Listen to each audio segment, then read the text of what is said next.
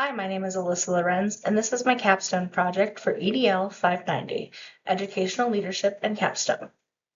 This work is grounded in real classroom experiences and focuses on creating practical supportive systems that help students and staff succeed, especially when behavior is a challenge.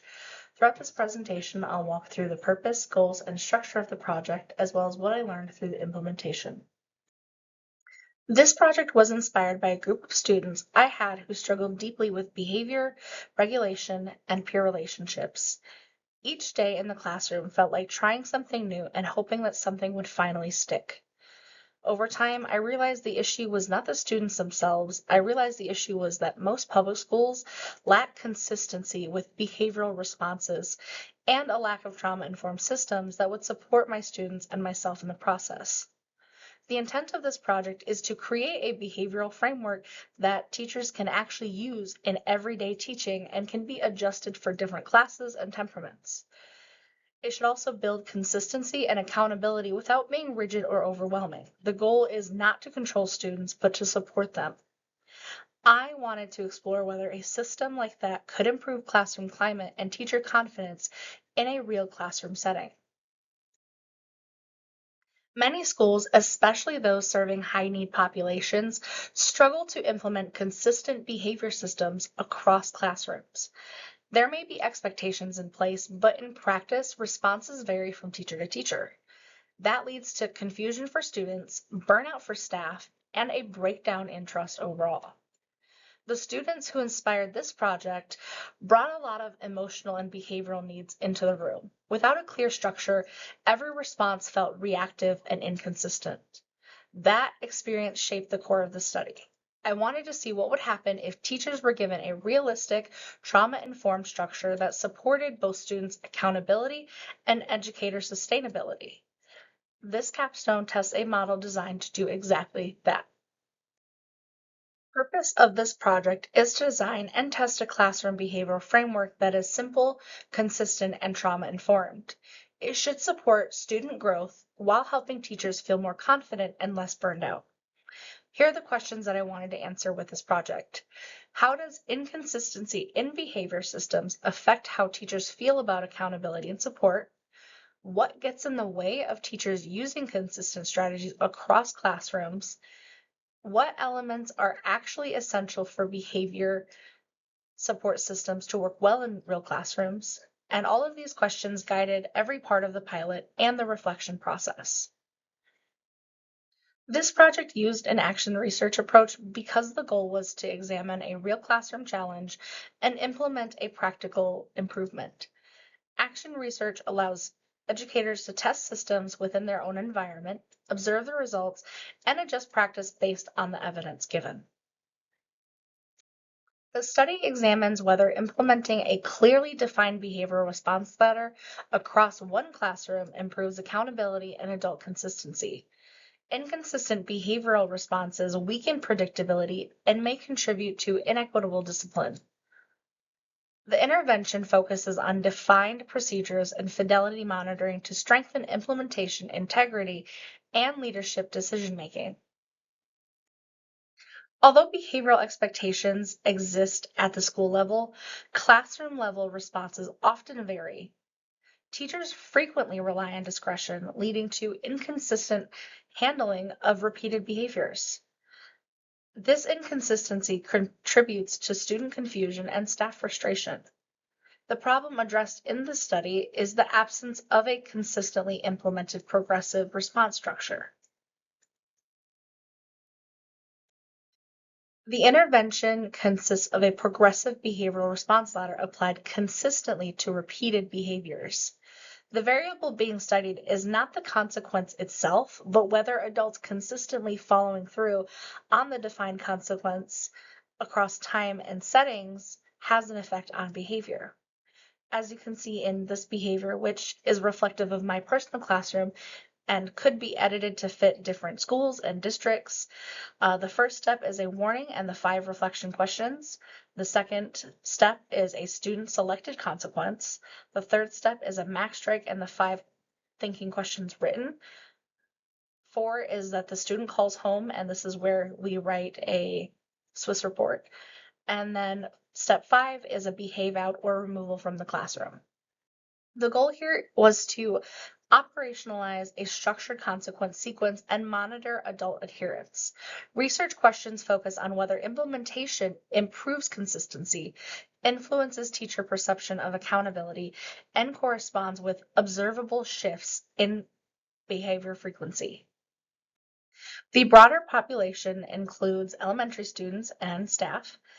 The sample consists of one classroom selected based on willingness to implement the latter and direct involvement with the behavior management. Participation was voluntary and aligned with ethical practices. I ended up just doing my own classroom. I would love to in the future do more, but at this time, that is what was available. This project uses qualitative action research with a case study design. The focus is one general education classroom during a 5-week implementation period. The design supports real-time reflection while maintaining a practical application in an authentic setting. Data collection occurred in 2 phases. A baseline period was used to understand the existing pattern behavior incidents. Following that baseline, the behavioral response ladder was implemented for approximately 5 weeks. Behavior incidents and intervention levels were tracked each week to determine whether consistency improved and whether incidences decreased during that time. Multiple data sources were used in order to better understand both the frequency of student behaviors and how consistently the behavioral ladder was implemented by adults. Baseline data was reviewed before implementation. During the 5-week period, incidents were documented and compared to the ladder sequence. Survey data was coded thematically. Behavior frequency trends were analyzed descriptively. Overall triangulation strengthened credibility by comparing fidelity data, behavioral trends, and staff perceptions. The analysis focused on identifying whether the structured response ladder improved consistency and whether early intervention reduced the need for more serious consequences and intervention. Multiple instruments were used to ensure triangulation of the data to strengthen the validity of the research findings. Rather than relying on a single type of data, the study used multiple sources, including behavior tracking logs, response ladder documentation, and staff perception feedback. Using multiple sources allowed patterns to be verified across different forms of evidence. As you can see here, Swiss referral data was tracked across a 5-week implementation period following the introduction of the behavioral response ladder. During week 1, 3 referrals were recorded, and this increased slightly to 4 referrals in week 2. The short-term increase likely reflects student testing the new structure and expectations as the system began to be implemented more consistently. After this brief adjustment period, referrals dropped to 0 for the remaining 3 weeks of the study. This pattern suggests that once students understood the behavioral expectations and consequences would be applied consistently, fewer behaviors escalated to the level of a formal referral. Overall, the data indicates that consistent implementation of the behavior ladder may have contributed to a greater classroom stability and clearer expectations for student behavior. The behavior ladder data shows that most behavioral incidences were addressed in the earliest stages of the system. Warnings and student choice consequences amounted for the majority of the intervention, indicating that many behaviors were corrected before escalating to more serious consequences. A small number of incidents progressed to MAC strikes, and very few required phone calls home or removal from the classroom, as well as Swiss reports.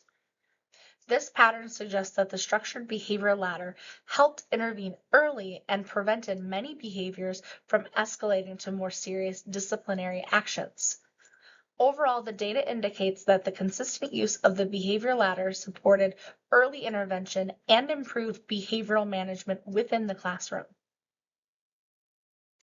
The graph represents implementation fidelity over time, or how consistently the behavior response ladder was actually followed by adults in the classroom. At the beginning of the implementation period, fidelity was lower because the system was still new and staff were adjusting to the process. Over time, fidelity increased steadily. This suggests that as the framework became more familiar, it was easier to apply consistently in the classroom setting. This was one of the most important findings because it improved adult consistency was one of the main goals of the project, which is exactly what this shows. This chart compares staff perception before and after implementation in 3 areas: clarity of expectations, confidence responding to behavior, and perceived consistency. In all 3 categories, post-implementation ratings were stronger than pre-implementation ratings. This suggests that staff felt more confident and more supported when using a clearly defined response framework. To me, this mattered because the project was not only about reducing student behavior incidents, it was also about improving staff clarity and reducing inconsistency that creates a lot of that frustration both for adults and for students in the buildings. The findings suggest that the structure of the response system played a key role in improving consistency across behavioral incidences.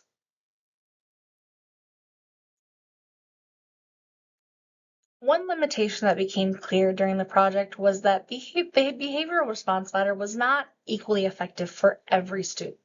While the system worked well for many everyday classroom behaviors, it was not designed to address high intensity emotional or behavioral situations.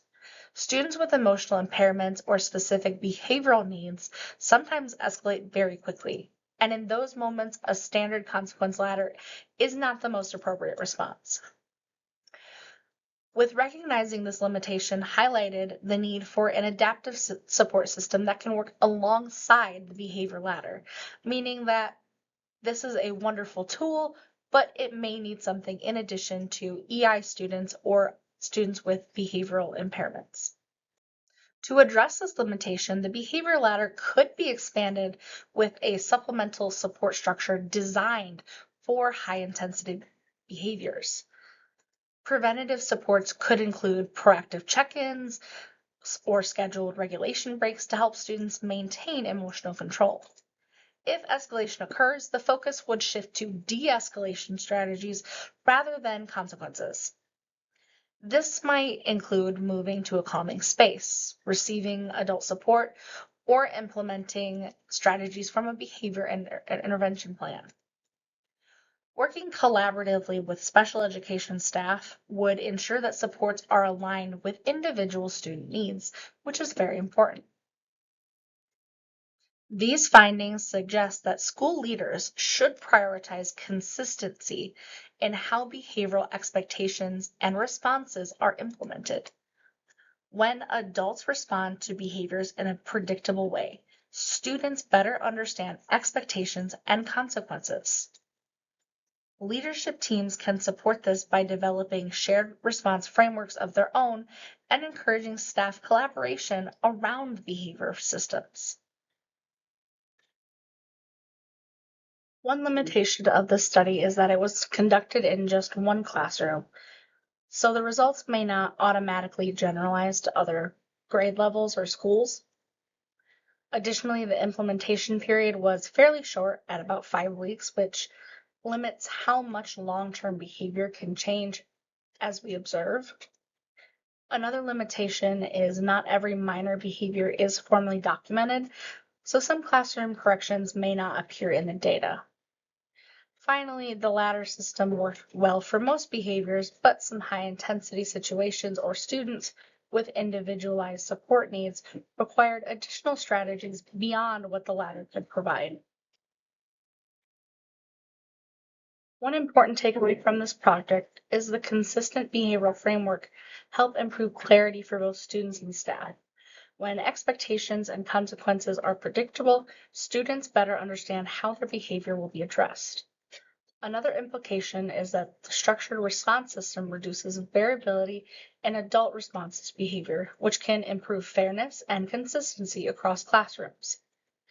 In the future, this framework could be expanded across multiple classrooms and further refined using ongoing behavioral data. This project was conducted within a single classroom, so future research could explore how this framework functions across multiple classrooms or grade levels. Implementing the system school-wide could help determine whether similar improvements in behavioral consistency occur across different teachers and settings.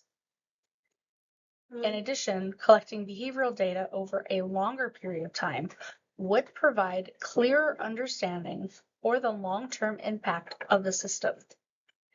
Finally, future research could examine how staff training and professional learning might support consistent implementation of structured behavioral response systems.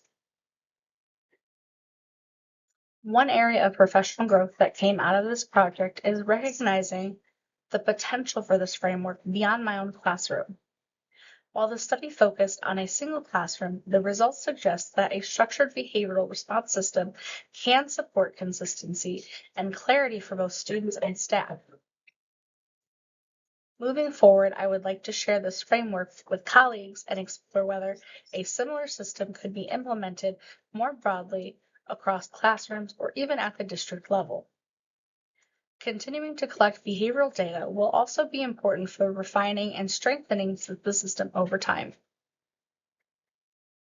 These are all of the references used within the study.